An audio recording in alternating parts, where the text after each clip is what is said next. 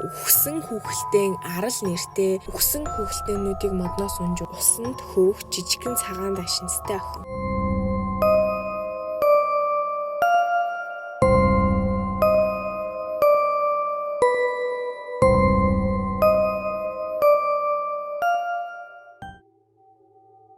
За hi guys. За өнөөдөр та бүхэндээ The Island of Dead Dolls буюу монголоор орчуулах юм бол үхсэн хүүхэлдэйн арал нэртэй Мехико буюу Мексик одоо өмнө зүгт байрладаг нэгэн арлын тухай ярихаар бэлдсэн байна.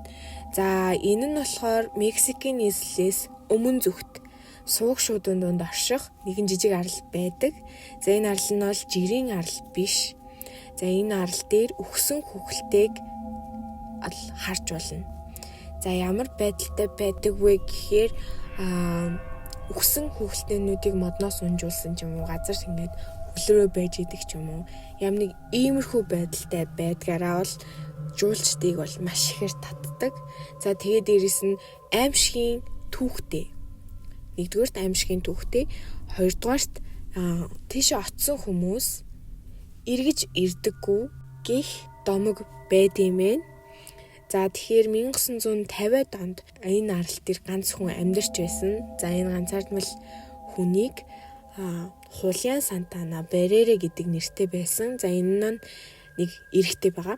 За Хулиан олон жил болвол энд ганцаараа амьдарсан ч нэг өдөр аимшигтай зүйл тохиолдсон.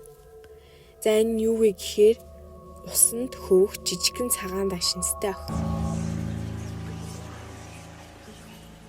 За үйл явдал яг юу тохиолдсон, яг тэр үед яг юу болсон бэ гэхээр Хулиан нэг өдөр голын усаар хөвж байгаа нэг бага насны охины зохицыг олсон байдаг. За тэр түүнийг аврахаар оролцсон ч дэндүү оройцсон байсан. Гэхдээ энэ үнэхээр зүгээр нэг осол байсан уу? За өгүүл ахтай тий. Охины үхлийн дараа бүх зүйл өөрчлөгдөж эхэлсэн байдаг. Энэ арал дээр их сонин зүйл араасаа тохиолдож ирсэн. За охин үхсний дараа. За тэр охин яаж үхсэн бэ гэхээр арлын ойролцоо явж агаад усанд живж нас урсан байдаг. За үүний дараа Хулиан шөнө бүр охины шивнэх чимээг сонсож эхэлсэн. Уснаас жижигхэн хуруунууд гарч буйг мэдрэх болсон. Модон дунд хэн нэгэн ажиглаж байгаа мэт мэдрэмж төрөх болсон. За иймэрхүү зүйл бол тохиолдож ирсэн байгаа. Тэгээд ийхүү Хулиан охины сүнс түүнийг мөрдөж байгааг бол ойлгосон байдаг. За нэгэн шөнө тэр усны хажууд нэг хүүхэлтэй хөвж байгааг олсон. За яг л охины үстэй тийм гимцэн тоглоом байсан байдаг. За тэр гарч идэн гэрэлд хуучирсан хүүхэлтэйг харсан. За тэр хүүхэлтэйг охины сүнсэнд зориулж модноос үлгсэн байдаг бэлгшиж.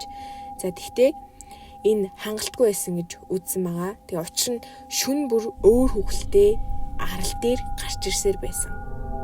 Нэр шүү. За энэ нь 1960-аас 1990-ад онд тохиолдсон сүнстэй болсон үйл явдал. За олон жилийн турш хүмүүс энэ арал дээр ирээд зүгээр буцаж чаддаггүйсэн. За зарим нь шөнө үлдсэн боловч одоо үрд алга болсон. Тэднээс үлдсэн зүйл нь гэвэл ганц нэг хүүхэлтэй байсаар ирсэн. Тэгэхээр ерөнхийдөө юу гэж ойлгож болох вэ гэхээр нэгдүгээрт арал дээр зочлох гэж ирсэн хүмүүсийн цогц. Хоёрдугаарт жив юм уу ямар нэгэн зуурдаар нас барсан хүмүүсийн цогц болвол энэ арал дээр үлгөөстэй байгаа гэж ойлгож болох нь.